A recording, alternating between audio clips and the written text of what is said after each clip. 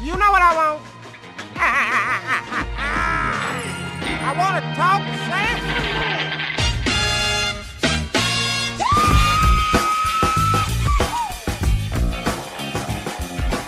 Hello and welcome to the Raptors Weekly Podcast. I'm your host, Samson Folk, and today I'm joined by the wonderful, irreverent, and clever Louis Zatzman. Louis, how are you doing, man? I'm great. That was a great introduction. I appreciate it. So happy to be here, buddy. Yeah, tell the people what you do. Yeah, so I've been writing a ton for Raptors Republic. Actually, some cool news I haven't shared. I'll be credentialed for all the home games this playoff, so I'll be I'll be at the Scotiabank Center. A ton more coming up in the playoffs. I'm really excited to be putting my heart and soul into RR this year. I'm actually shocked you did not tell me that beforehand. You saved it for live. Wow. Yeah, of course. Got to get the live reaction. That's great, man. I'm so happy for you. Thank you. Man, that's exciting. Yeah. Oh, so I guess that's as good a credential as anybody needs. A double entendre of sorts. The credentialed Louis Zatzman has come on today to speak about. Basically, we're going to be talking about Kawhi attacking the rim, any differences compared to how he was in San Antonio in his aerial assaults, let's say. He wrote a really great piece on Serge Ibaka and Fred VanVleet where he watched all of the assists from Fred to Serge this year. Yes, all of them. The secret to Gasol, Lowry, VanVleet, why that lineup murders everybody that it plays against. And 2 minutes on Delon Wright, what his career shapes up to be. And whatever else we want to talk about that just comes along. And then we'll be getting into the Twitter questions that everybody asked. Yeah, so let's start with your piece on Serge Ibaka, Fred VanVleet. I read it, I shared it. It was a great piece, an important part of the writing, I guess, community is the stuff you put out because you do these deep dives, kind of like a Blake Murphy-esque type of thing where you just pump out this opinion on this thing that people are like, I think this might be a thing. Maybe it's a thing, but then you go say, I'm going to watch it all, and I'll tell you exactly how it turns out. You boil it down, you gave out the graph. What is your biggest takeaway from that pairing? Yeah, so the biggest thing for me was the chart at the very beginning. So basically, when I wrote the piece, there were 65 assists between the two of them. From Fred to Serge, and basically breaking down how each pass sort of fit into each category. So basically, I separated them out into an assist from a pick and roll for a jumper, or a pick and roll for a layup, or not in a pick and roll for a jumper, not in a pick and roll for a layup. And unsurprisingly, you would find that the vast majority of assists from Fred to Serge have been in the pick and roll for a jumper, which sort of, in one hand, is really a solid option for the start of the year, especially when JV was out. That was one of the Raptors' foundational pieces, Lowry to Serge, for the mid-range jumper.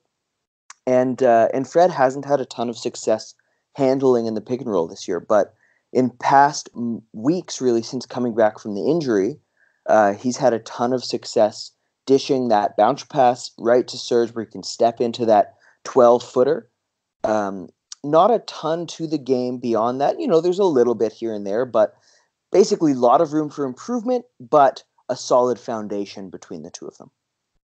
And so you were saying that he's creating jumpers, and you also mentioned the piece that they have trouble finding Serge on the dive, whereas Lowry, Ibaka pick and roll does cater to Serge's proclivity towards the mid-range jumper, but there's also the ability to score on the dive as well, which Serge is not bad scoring on the dive either. He just doesn't do it as often. So is there any shortcomings you see from VanVleet stylistically in helping Ibaka score on the dive? Yeah, for sure. Fred is a solid passer, but he's not a visionary like Lowry. Lowry really, he had that thing that Ricky Rubio does, or Chris Paul. These elite passers where they'll release the ball a fraction of a second later than natural or earlier than natural because they read the second line of defense, not only the first, and that extra beat, that extra rhythm will really give the roller a huge advantage with the ball. Fred doesn't have that. And of course, he doesn't have the size to be able to see over help defense. So if he jumps, he's sort of caught in air. He's not good there, whereas Lowry can occasionally create from the air, even though he's still the same size.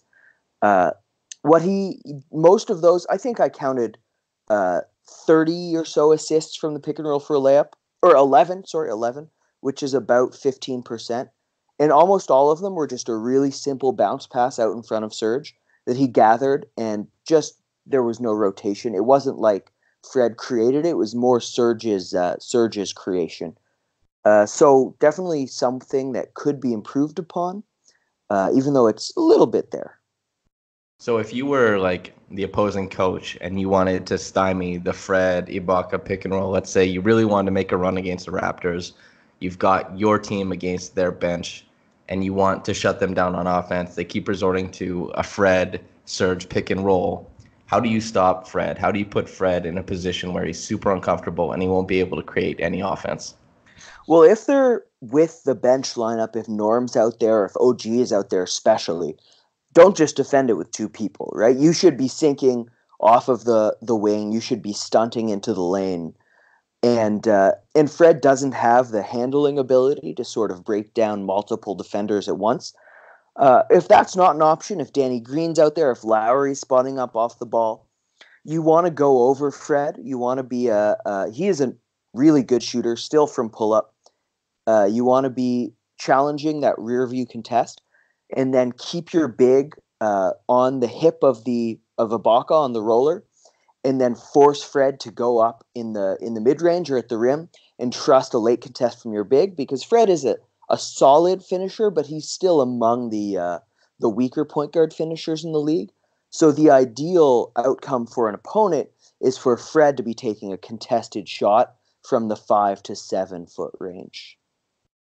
And then, so if you were Fred VanVleet, sorry to really be pedantic about this, but if you're Fred VanVleet, how do you counter that type of defense? Like, we're fans of the Raptors, obviously. We love Fred VanVleet. He is an elite level NBA defender, damn it, to quote somebody out there. And so if you're Fred VanVleet, or if you're watching Fred VanVleet, what do you want to see him do? Let's say he is out there with OG. What is his counter to that type of defense? I like that. That's coming up in every pod from now on, we do, eh? Yeah, it has to. So I think Fred, some of his underrated skills are he's an excellent repositioner. And so it may be counterintuitive to the pick and roll, but something he's terrific at is getting rid of the ball quickly, and like Steph Curry, finding the weak spot in the defense and spotting up from there. And so even though, you think point guard, you want him to have the ball in his hands to create, what Fred is sometimes best at is dishing over to the wing, rescreening or diving down and popping back out into the corner above the arc, and just keeping the action alive. Because when he gets into the high dribble range, 4, 5, 6 dribbles, that's when the offense really runs out of options. So either get it to Serge quickly for that open jumper for the roll, or move it along the wing and keep moving and keep the threat upon the defense for multiple actions at a time. So with you discussing, obviously, Fred, he's really proficient attacking off ball. You cited Steph Curry as somebody who's really bouncy, rescreening, running around, lots of hawk screens, elevator plays, things like that. Fred and Lowry are both players who do similar types of things on offense. So that feels like a good segue into, is that a large part of, a small part of why Lowry, Gasol, VanVleet lineups are so dominant? Is it because Gasol is a willing passer? They'll repost if they want him to have a different position. They can run VanVleet and Lowry around him for forever and just try and create good looks. Like, what is your take on that lineup?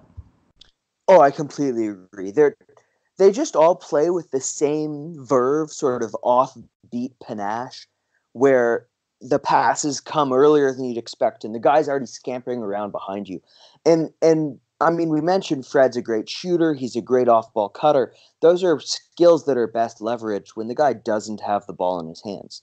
And so when you give Lowry the ball, who, by the way, this past week, he's become, I mean, he's been it all year, but Lowry has been one of the best passers in the league. And so clearly the best passer on the Raptors that when he has the ball in his hands, That's what unlocks Fred. That's what unlocks Marc Gasol.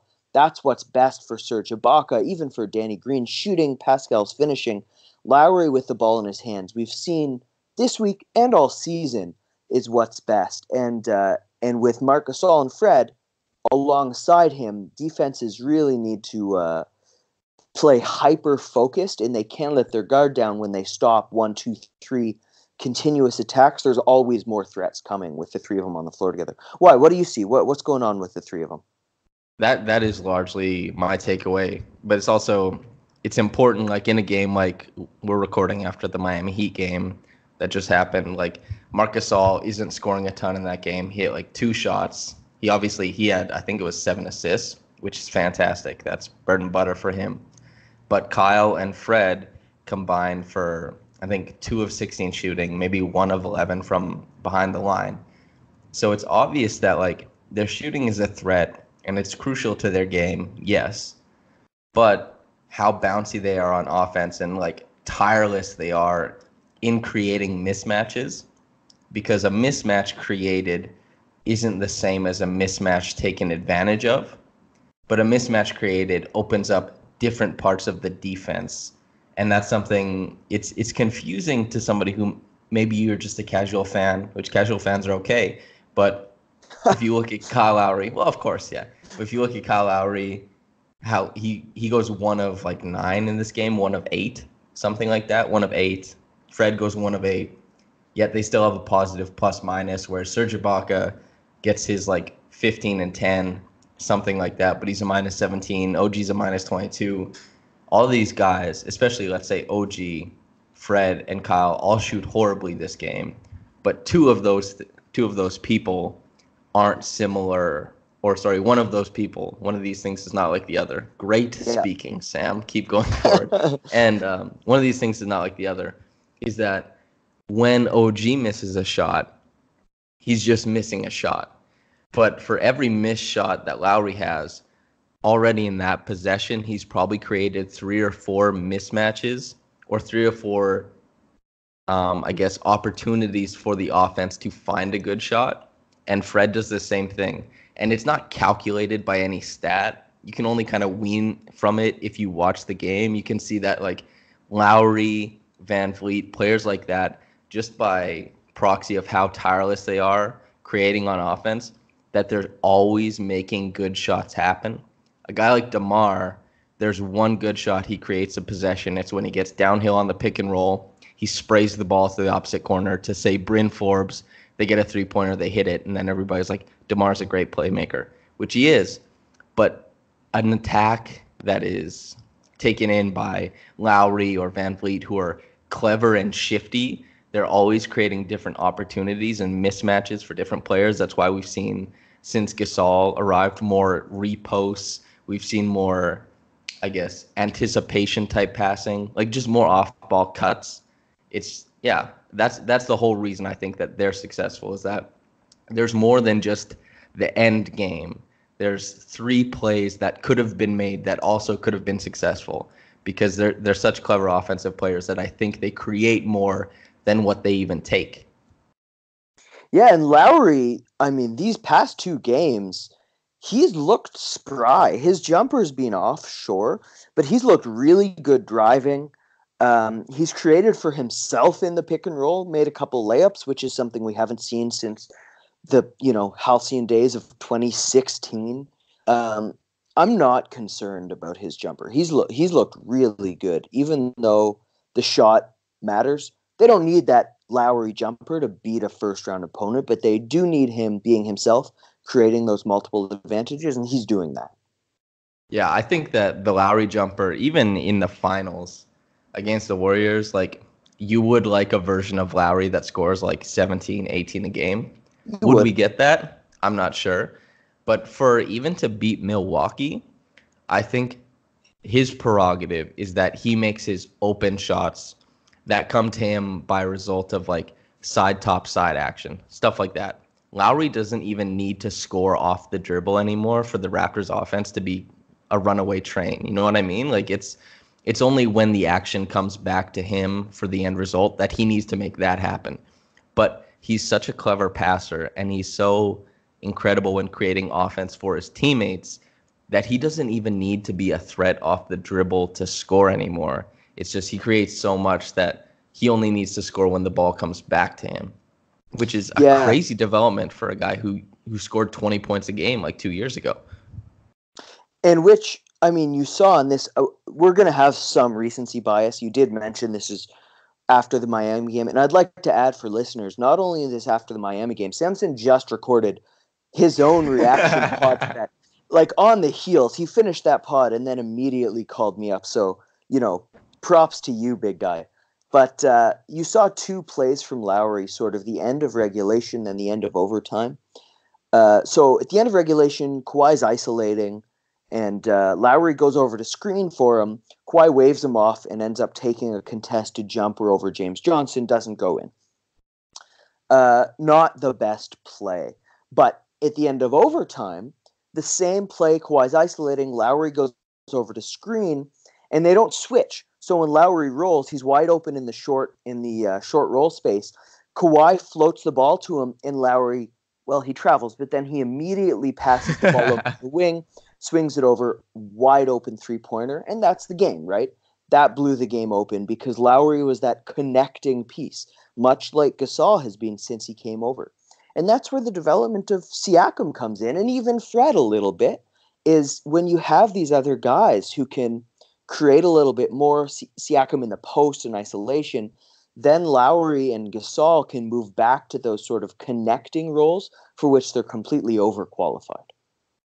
Yeah, that's a great point as well. And that's, I guess, something that's really exciting to bring up. Let's talk about that next. The 3-1 pick and roll or 1-3 pick and roll. The Raptors, I talked about this on previous podcasts, but the Raptors have been a team for a long time, the past 5 years, not including this one, where they were the best version of themselves in the regular season, and they had a very, very clear blueprint of what worked. That's why we saw so many 1-2, 2-1 pick and rolls via DeRozan and Lowry in the regular season when they needed Lowry to split the pick and roll and then break loose and go to like just above the break to hit a three that was back-breaking for other teams. DeRozan would find him.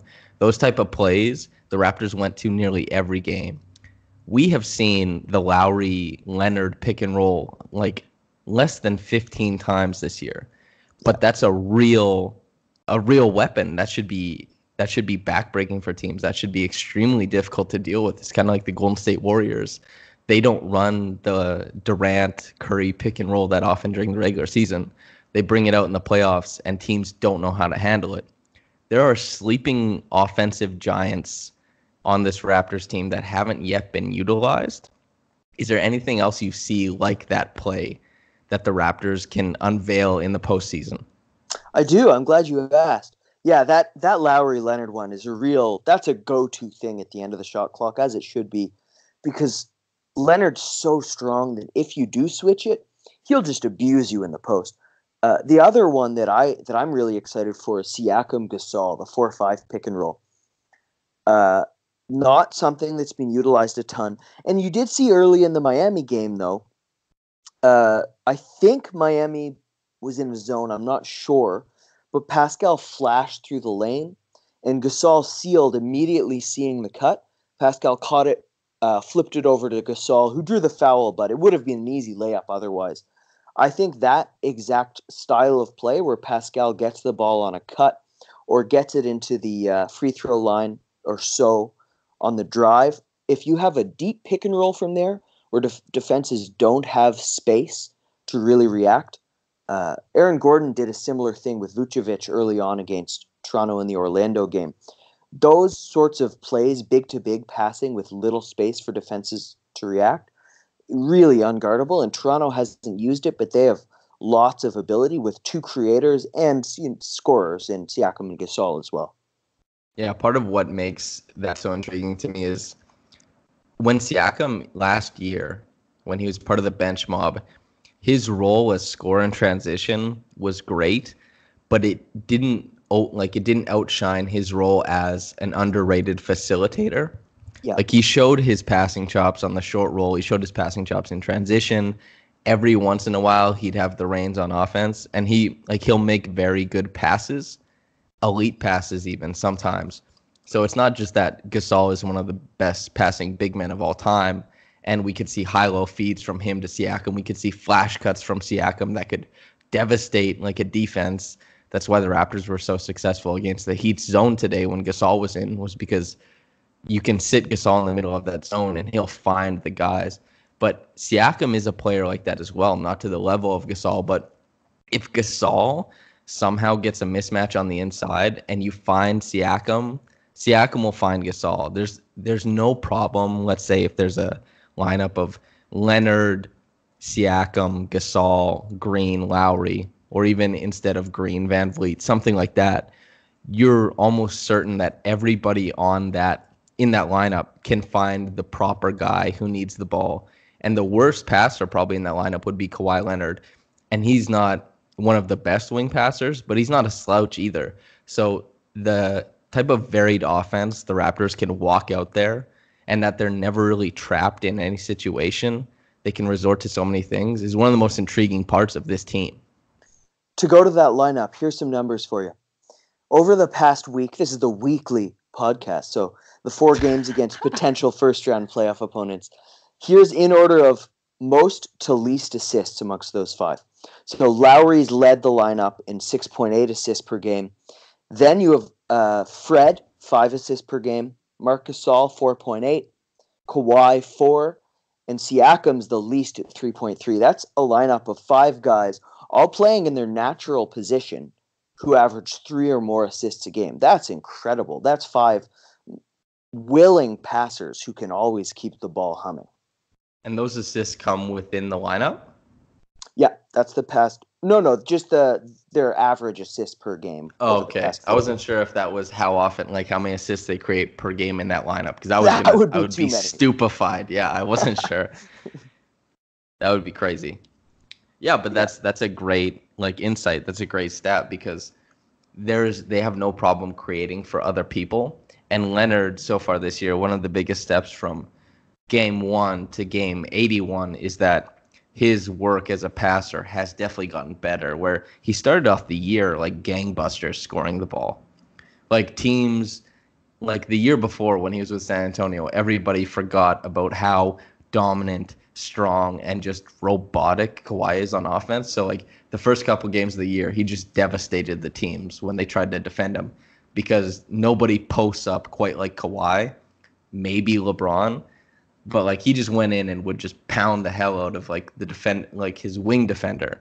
But as teams have gotten a little bit adjusted to that this year, he's transitioned and he does pass more. He is a lot better at finding people on the roll, on the cut. And I guess let's even talk about this, speaking of on the roll. How big a part does the Kawhi Leonard pick and roll have to play in the postseason? Yeah, I think it should be bigger than it has been so far. He and Gasol look fantastic next to each other. We've already mentioned Leonard and Lowry. Siakam's developed a little bit as a roller on the year, although that's still an area of improvement for him. But the point is, he's your best player. You want the ball in his hands. And the pick and roll is really, the bread of the offensive sandwich that is Toronto's game plan. Horrible metaphor. But, you want the ball in his hands and you want him making the easy play. So I think that'll be another thing that you'll see more of in the playoffs that Toronto will turn to more often. And if Kawhi is, instead of just doing ISO, instead of just doing post up where he's face to face with a primary defender, if he's running the pick and roll, that was something we saw with DeMar DeRozan. That was how you freed him up so that he could attack the rim. Yeah. Kawhi, while he's gotten more opportunities to get like dunks in transition this year, and he's had a couple easy ones to like drop in from time to time. The Raptors offense creates easy looks. We haven't seen the same fervor. Like he was a terror in aerial assaults when he was in San Antonio. Like he was a real poster alert type of player. But we haven't seen anything close to that from Kawhi this year. He's still good at the rim. Like don't get me wrong, he's good. He's shooting like 68, 69%. But when he sees like help side defense, I don't feel like he's going to sky over top of it and jam on somebody, or even that he's going to go up and they're going to contest in the air and he's going to fight through and lay it up. I feel like he's going to do a jump stop and he's going to try and bounce them while he's on the ground, then go up for a layup. Do you like, what is your take on his jumping this year, his explosion? There's a couple different things. So absolutely, he's not looking to dunk on people. Part of that is he's never taken this many shots per game, you know? He's been a 20 field goal attempts per game guy this year. And when you do that, it's a rare type. You know, it's really only Russell Westbrook who does that and still finds the time to dunk on people's heads, you know? Most people are content to just get the layup and go back and play D because you just have so much energy to expend. Part of that is also the injury. You know, people forget he's coming off a year-long injury. This wasn't a holdout. This was a serious injury that he's been working his way back. And he's also had a little bit of that leg injury this year as well, which sort of he plateaued health-wise a few months ago. He's been working his way up since then, but you've definitely seen that sap some of his explosiveness back then. And it seems like he's been, for a third point, playing at half speed for the last few weeks. I mean, very content to take some pull-up jumpers, just sort of going to bang on people in the post, be big, be strong, but there's another gear there. We all know it. He knows it. And another point to that, Kawhi's always been a guy who's piled up those defensive numbers, steals and blocks, but you need to put energy out in that to do that. And he's averaged 0.5 steals and 0 blocks per game this week, right? This 4-game sample. There's a lot left in the tank, and I think his finishing is part of that as well. So you think like by the time the playoffs roll around, this will kind of shake out and we'll see a more aggressive, explosive version of Kawhi Leonard? There's a balance. I don't think he's going to be dunking on people's heads. And you saw the same with DeMar, right? When he became the All-NBA candidate, he sort of stopped dunking other than once every 4 or 5 games. Kawhi's the same. He's not going to be jumping over help defense unless he can help it. But he will be a little bit more aggressive around the rim. He'll be looking less for fouls, I imagine, looking less to fade away in the post, looking more to create those really bountiful shots from right underneath the rim where his strength can just overpower people. Delon Wright went to the Grizzlies. He just had his first triple-double. I think it was like 26 points, 10 rebounds, 14 assists, somewhere close to that. I think most everybody who is a Raptors fan is still a Delon Wright fan. What do you think his career ends up shaping up to be? So I did a deep Delon Wright dive last year or the year before. It was an early piece for me in my writing career, so it was probably garbage. But my comps that I came up with him, on offense, I thought a Sean Livingston type player, sort of like not the mid-range jumper, but just the style of a bench guy who can come in and steady the offense, make a career of sort of making smart decisions and settling down an offense against lesser talents. And on defense, I thought Patrick Beverley was sort of the ideal, utopia for his development. And he hasn't really had that aggression of Beverley, which is his defining trait. But he's very solid at dodging screens. He's long. Because first of all, people talk about height and wingspan as if they're correct in the NBA database. Because his wingspan's like 6'10", I think. He's not 6'4". This guy's like 6'1". His wingspan is absolutely insane. And he hounds point guards when he's engaged. Wait, Delon Wright is 6'1"? Yeah, he probably not. He's probably 6'2" or 6'3". There's no way he's 6'4". I've stood next to him and. Oh, really? Like Danny Green is 6'4". He's not Danny Green's height. Oh, I had no idea. Yeah, I think his wingspan is, because you just look at the guy and it's ridiculous. But if you look at the actual database and subtract it, he is an average wingspan. But it's not. He's just under. His height is overlisted in the database. Wow. And so, yeah, sorry, I'm getting very distracted. You rattled me. But I think those are still reasonable projections, right? Defensively is where he's going to make his money. And he's still a solid defender. He still can rise to the challenge. He needs to become far more consistent. And to be a great defender, you need to really have that aggression where you're the person initiating contact, initiating the play. And that's what guys like Beverly, guys like Draymond Green are best at.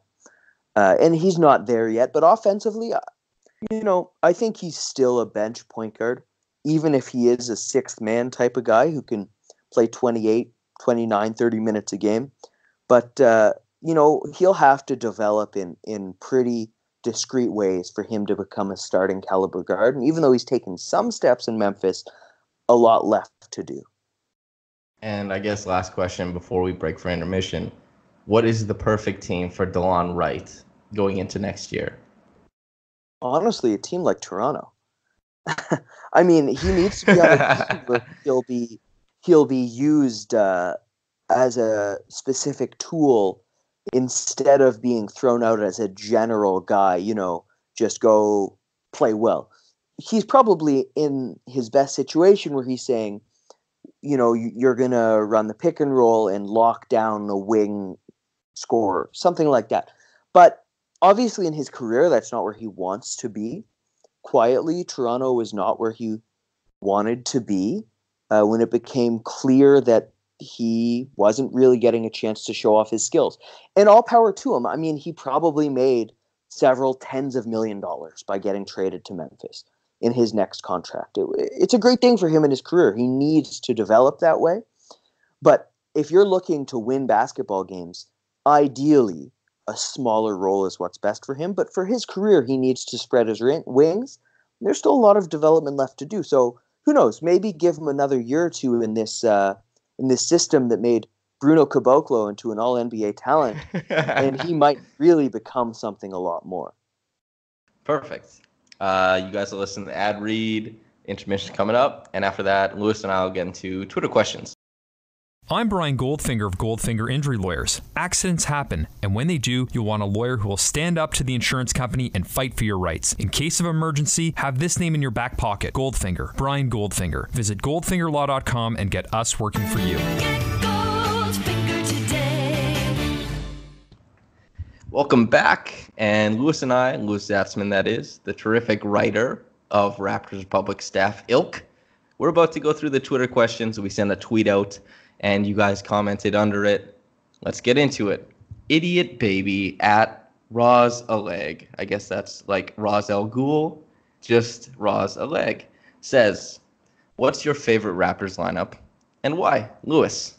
So my favorite Raptors lineup is involves the three of Lowry, VanVleet, Gasol, and then probably Danny Green and Siakam or Leonard Siakam. I'm totally indifferent. I think those three lineups are so much fun on both sides of the ball. They play a little bit higher pace. They just have this, they ooze this sort of joy with every movement and every motion. And it's not only are they dominant, it's the most fun viewing experience, and it's the most fun playing experience for them as well.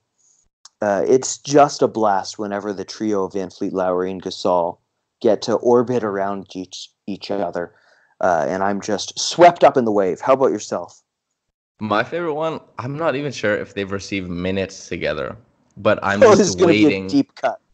It's a deep cut. I'm waiting for Siakam, Leonard, and OG to just share the floor with Gasol. And I just want this wild west of Gasol sitting in the middle, Siakam, Leonard, and OG, and throw whoever else. And it could be Patrick McCaw for all I care.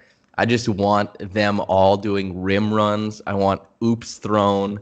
It doesn't even have to be good. I like all those players so much. That is my favorite Raptors lineup. It's a hypothetical, but I deeply, deeply want to see that lineup come to fruition. Even if it's for like 2 minutes, I would just love it. It sounds so exciting. If we're talking hypotheticals, my favorite Raptors lineup is definitely Jordan Lloyd, Malcolm Miller, Chris Boucher, these 905 guys. Lorenzo Brown, let's throw him in there. And Dwayne Notice, love him. These 905 guys, I mean, I am where I am because the 905 is a great beat. If you want to be a writer, it's development for everybody. So love the 905, love their minutes. Of the 905 guys, sorry to go break away from the format here, but of the 905 guys, who's your pick to be the best NBA player? Probably Malcolm Miller. Chris Boucher Same. could end up being an all-star, but Malcolm Miller probably has the highest floor. He's probably ready to be a 10-minute 3-and-D guy as is.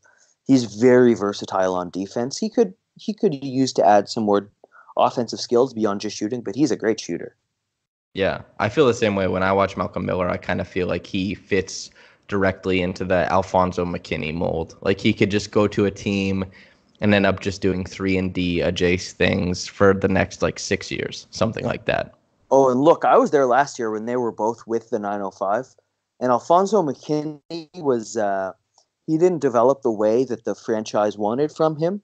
Let's put it that way. There's a reason why he's in Golden State, whereas Miller was such a joy, such a pleasing development for the 905 that they were about to sign him, as reported by Blake Murphy, I should say. They were about to sign him, and then he hurt his shoulder, and they kept him in the 905 system all year to rehab it, just to give him somewhere to heal and to train and develop. And then they signed him to an NBA contract after all of that. So they really have love for Malcolm Miller, and they want him to be in the Raptors franchise for the future. That's encouraging to hear because I like Malcolm Miller a lot. Second question from Killa Pascal at Killa Pascal. What bad habits are you concerned about for the Raps in the playoffs? For me, it's turnovers and containing dribble penetration. Anything that concerns you, Lewis? I mean, that's a good question, and that's a good guess. I mean, turnovers for sure. That's something that they can all overpass. Not all, not Leonard, but Lowry and Siakam especially can really have high turnover games. Even good games, they can have high turnover games, and that's something that sharp defenses can really capitalize on. One other thing that might concern me in the playoffs is rotation distribution. Who gets minutes where and when. But the last week has been really encouraging for that. So not a habit. I guess that's a Nick Nurse habit, but not one that I am as concerned about now as I was a month ago. How about you? I'm pretty much the same as you. The Nick Nurse point is probably the best point you can make.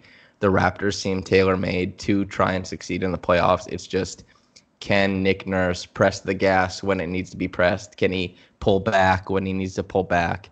And I wrote in the preview for the Miami game, I was like, if Jeremy Lin gets minutes and Kyle Lowry's playing a high minute total, that Nurse isn't taking this game seriously because he played Lin minutes. Yeah. And the same would be if Powell played a 1 or 2 position instead of playing off the ball exclusively, where he can attack, and that's as complicated as it gets for him. Like you said, it's been encouraging lately, even though I had some serious qualms after the Charlotte game. I was so confused by the rotations in that game. But the Heat game was definitely encouraging to see that they just completely cut Lin out of the lineup, moved Powell to just an off-ball attacker. That's it. That's all you do. And they just had one of Gasol, VanVleet, Lowry, or Siakam and Leonard run the offense. And they didn't deviate away from that. It was just that.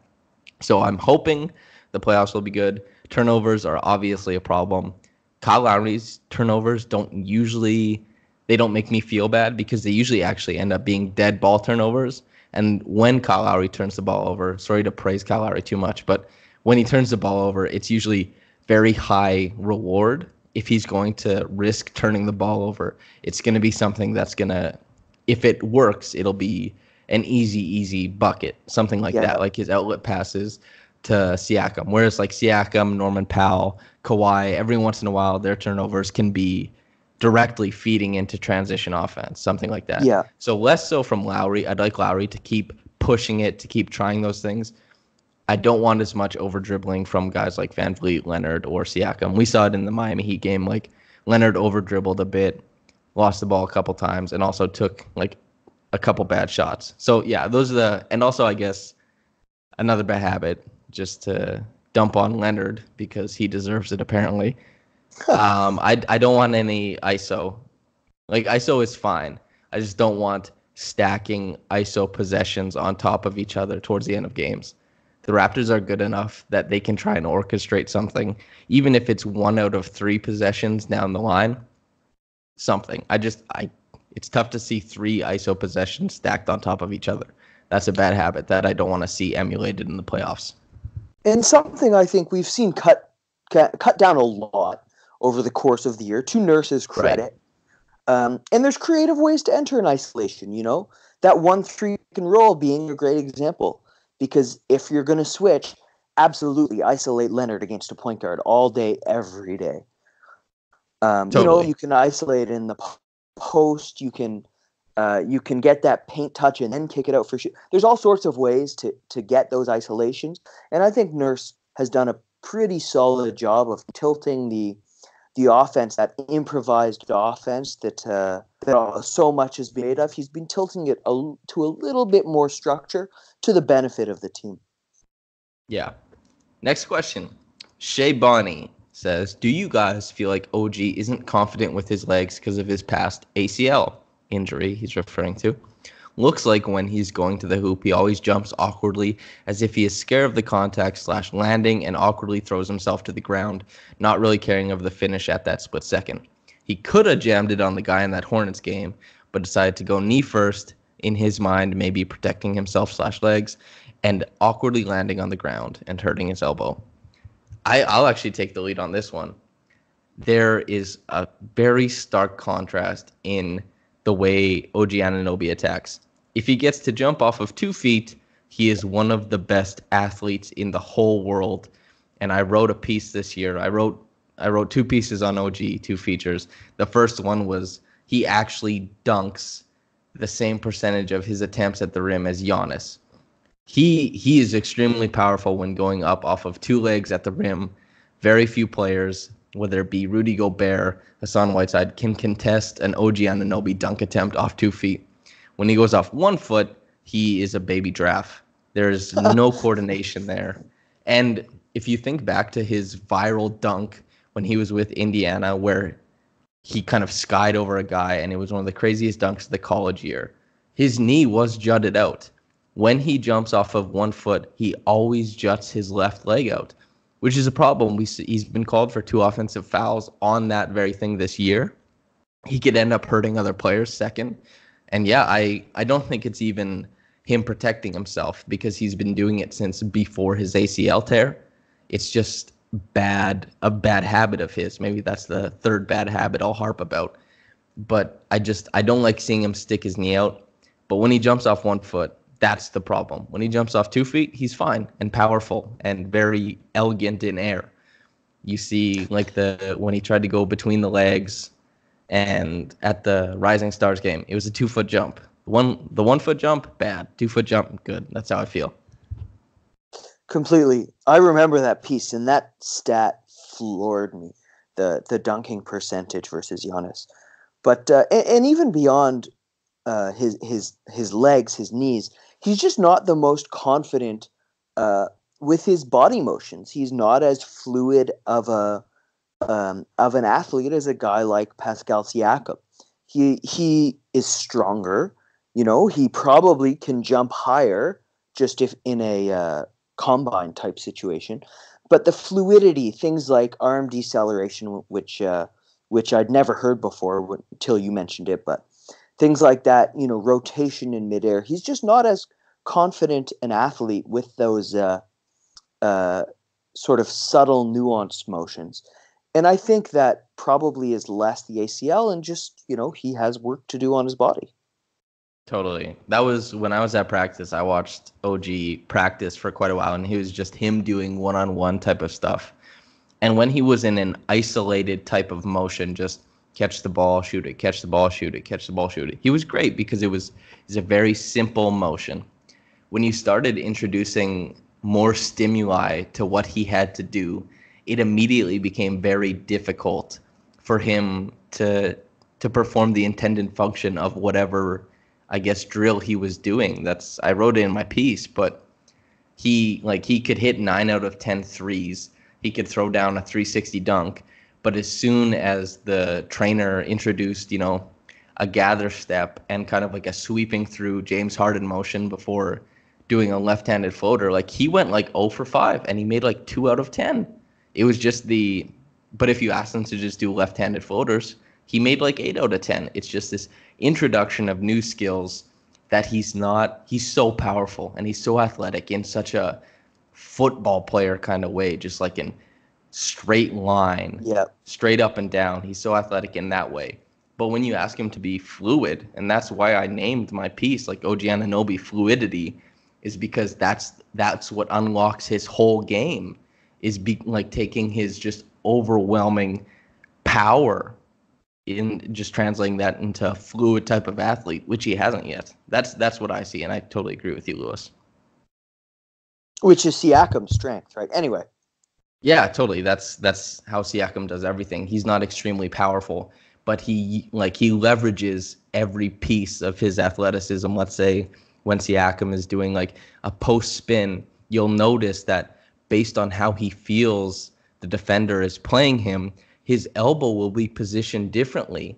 It's like Kawhi Leonard does the same thing. Is how a guy's playing you is everything. It's like, are you going to rip off of his back, his shoulder? Where is his leverage point to defend you? Where is he resisting your pivot? And then where do you pull him away from to get him going one way and you the other? These are things Siakam does like subconsciously. He's just so good at feeling out defenders and just moving his body in space that he completely dominates around the rim. And OG Anunoby is kind of like the opposite. I love listening to you nerd out about the physical nuance of the game. It's super fun. You played basketball at a much higher level than I ever did, and it's really enjoyable and educational for me to listen to it. Well, I'm glad you're enjoying it, because I hope it's not like too esoteric for somebody listening. Athul J or Athul J, preferred first round opponent. Lewis. I mean, I got a little bit of pushback when I said Orlando's a horrible result on Twitter the other day. I just meant it because they're the worst of the results, because they're the best team amongst those 6, 7, 8 possibilities. I mean, for preferred, I think the Nets are probably the easiest for the Raptors to beat, but they should all be easy to beat. I don't know. I have to write a lot about it. Let's say Detroit. The narrative writes itself. It's the easiest pieces to write. I'll be doing a lot of writing, so I'll say Detroit's my preferred one. You? You prefer Detroit? Yeah, well, I mean, the pieces are already written, right? I just go on autopilot and watch The Office, and boom, my series preview is done in an hour. DwayneCasey.exe lby.brb. Yeah, whatever. It'll just be Pound the Rock written 700 times in a row. Literally, yeah. You just have to put that quote up of Dwayne Casey saying that Detroit, the vaunted franchise of Detroit, has winning pedigree, and Toronto doesn't. It's like, man, I can't believe he turned that fast. He's so cruel. It made me wonder what a DeMar DeRozan Dwayne Casey dinner looks like how much trash they talk about the Raptors. And I've never been a fan of another NBA team. Do other coaches do this? When other coaches get fired, do they turn on their franchises like that? I've never. Well, okay, here's the thing, though, right? Is like George Karl did. And George Karl got fired after he was coach of the year. Yeah. Dwayne Casey got fired after he's coach of the year. So maybe it's just like if you win coach of the year, you get acknowledged by all of your peers and the people who watch the game. It's like, hey, you were the best one. And they fire you? That's incredible. But also with the caveat. Oh, Sam Mitchell as well. Also with the caveat, though. The caveat is that he got the award. It was announced before, like it was voted on before the Raptors had their sweep. Exactly. So, and the playoffs, it turns out, are important to people. Who would have thought, Weird. Sam Mitchell, I think, left on good terms. I'm probably misremembering. I have no idea. But Sam Mitchell was probably trying to secure the bag. He ended up working for TSN, so like he's like, it's cool. Could you imagine Dwayne Casey coming on as like a TSN reporter? That'd be Oh, incredible. that would be. He is. Look, I love Dwayne Casey. I think he's Me a too. great coach for a certain type of team, much like Detroit or Toronto 5 years ago. He is a heck of a guy. I love his old South sayings that are probably just him making stuff up, but are still awesome. I love Dwayne Casey. If he was an announcer, that would be a blast. How much fun would that be to watch his games? I really like his podcast that he did with Zach Lowe was rare air. It Yeah. felt like it was just so he was so transparent about like his motivations, where he came from, and he was so eloquent in the way he spoke. And also, Yeah. yes, like when you listen to Nick Nurse or you listen to Dwayne Casey, they both have like that good old boy like accent a little bit, and it's endearing, you know. Nick Nurse, he pretends to be so clueless with media sometimes. Like before games, we'll be, asking him questions, and someone will say something like, so before the Orlando game, are you watching the standings? Orlando might be a team you're playing. He'll be like, yeah, every once in a while I'll have some inkling. He just pretends he has no idea what's going on. But it's endearing for sure. But it's just how guys deal with media. Yeah, when I asked him about OG, he got so sad. Like, I really liked his Sad? answer. Yeah, he got sad because I asked about OG and like the differences between this year and last, and he was just like, because OG obviously has had a Yeah. tough year, both Yeah. like in the game and outside the game. So it's just Personally him and like, professionally, yeah. yeah, lamenting like, yeah, he's trying hard, he's doing his thing, like, and just like he was so transparent with it. I was like, oh wow, that's great. But also, don't play Kyle Lowry 36 minutes and Jeremy Lin 12. What are you doing? Yeah. Anyway, I feel like my preferred first round opponent, since I guess we went way off topic there. As we Mostly do. my fault, yeah, as we are wont to do. My preferred first round opponent is definitely Brooklyn because A, it gives me an excuse to watch D'Angelo Russell and Joe Harris and Spencer Dinwiddie, the best three players ever, probably. And Jarrett Allen, it also kind of adds a bit of chaos because Serge Ibaka has defended Jarrett Allen almost perfectly anytime they've played this year. So even though it looks like Marc Gasol has taken the starting job, that could introduce a bit of chaos to that position, which means more things to Wright. And also the Raptors should beat the Nets handily. And I'm perfectly fine about playing a non-physical team and watching D'Angelo Russell win one game where he shoots like 16 of 24 from the mid-range, and then the Raptors giving them a gentleman's sweep. That's ideal for me. And then whatever version of Boston, Philly, Indiana, whoever comes to the second round, whatever. But the first round, I'd definitely take the Nets. That's my preferred one. The Nets also lead the league in karate headbands. Rondé Hollis Jefferson, Jarrett Allen sometimes.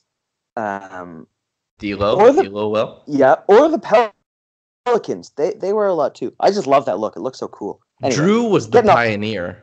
Drew was Drew? definitely the pioneer of that look. Oh, yeah, Drew Holiday. Yeah, he's so good, man. That Zach Lowe piece about Drew Holiday, that was published right around the time of the Anthony Davis thing.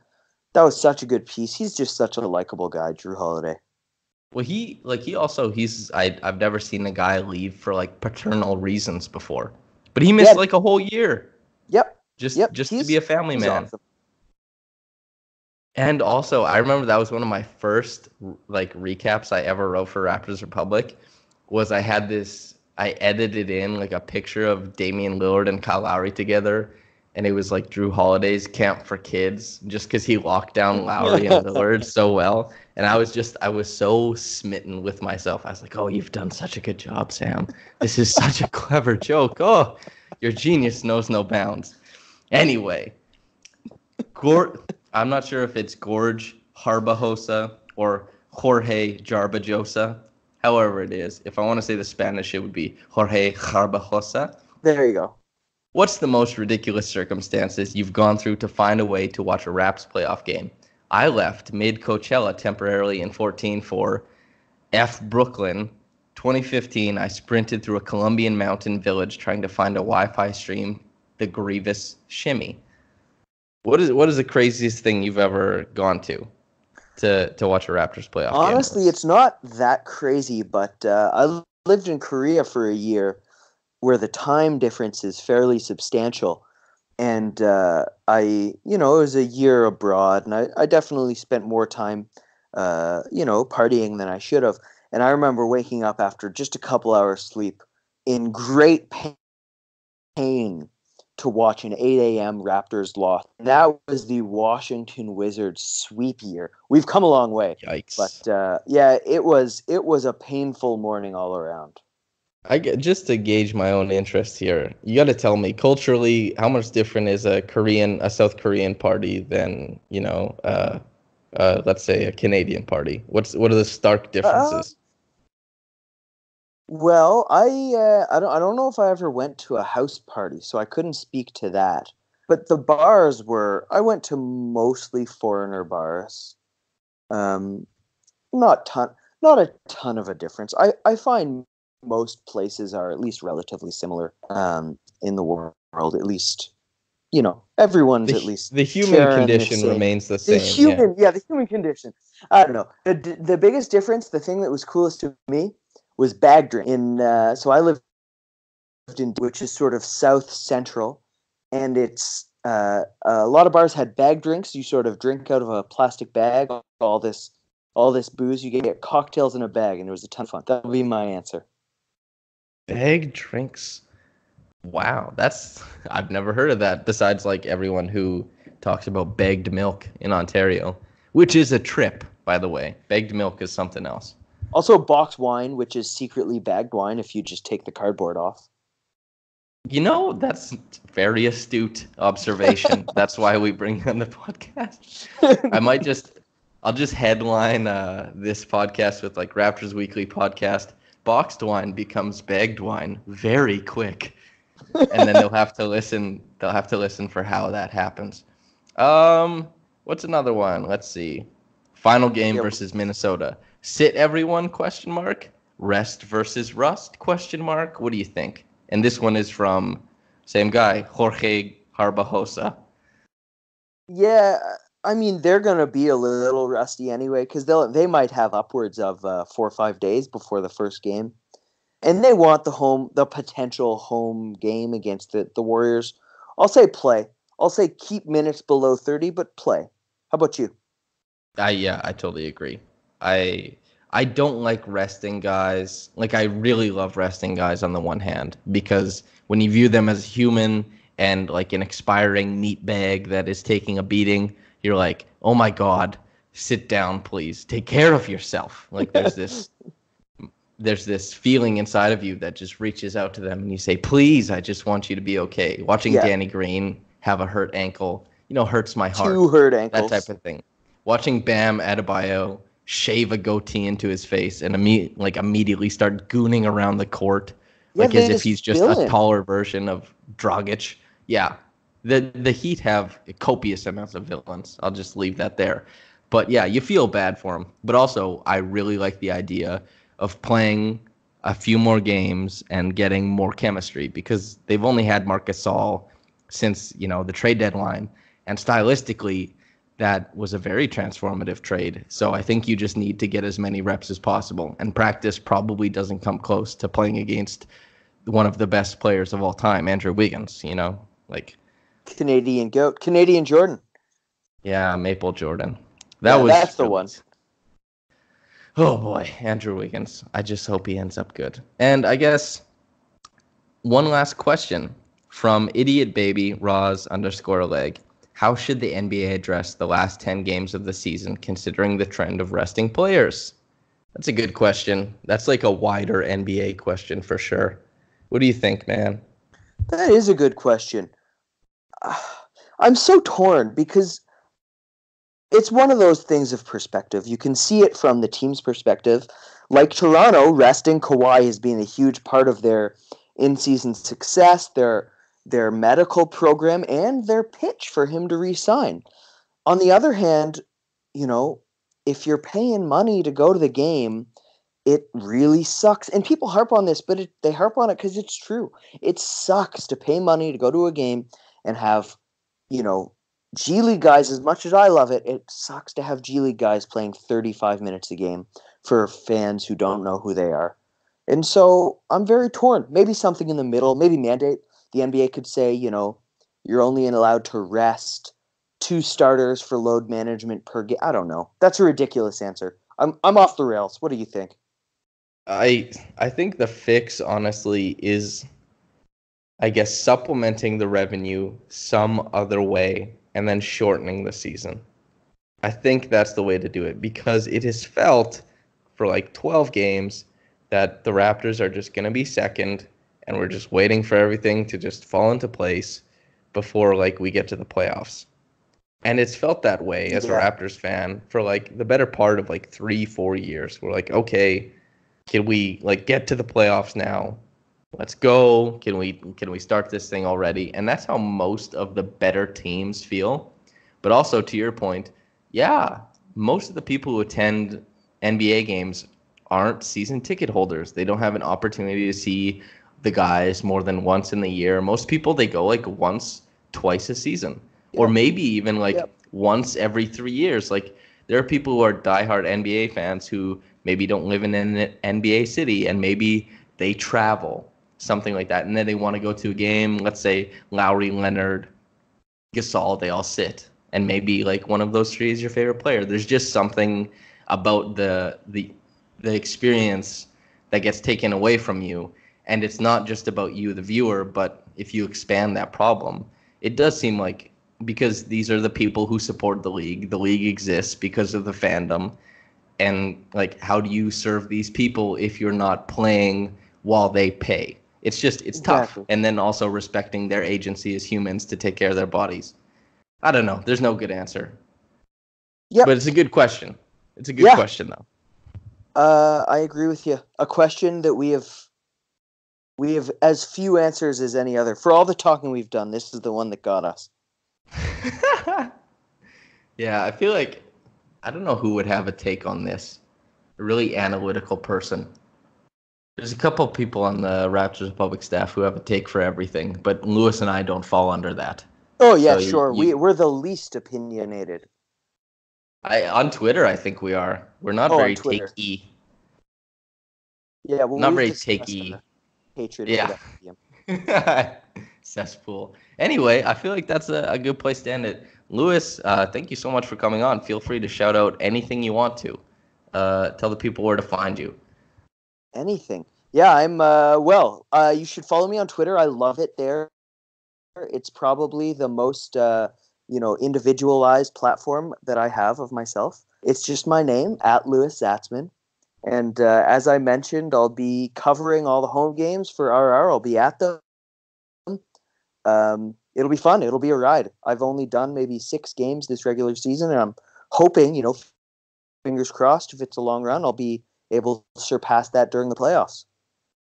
I'm excited for you, man. That's really cool. And to the people who are listening, Lewis has been writing incredible stuff all year. And I mean that sincerely. He's been one of my favorite people to read this year. And the fact that he's going to get to go to the games, talk to people more often, I'm really excited for the stuff you're going to write, man. It's really cool that you get to do this. Thank you, buddy. I appreciate that.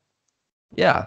And for anyone else, if you want to just follow, besides Lewis, which you should follow for sure, but if you want to just follow Raptors Republic at Jace Things, just Raptors Republic on Twitter or Instagram or raptorsrepublic.com. That's the site where tons of great content is coming out every day. Lots of great writers, all towards one goal of covering the Raptors. Thank you so much for listening today, tonight, whenever you found time. Have a blessed day, and see ya.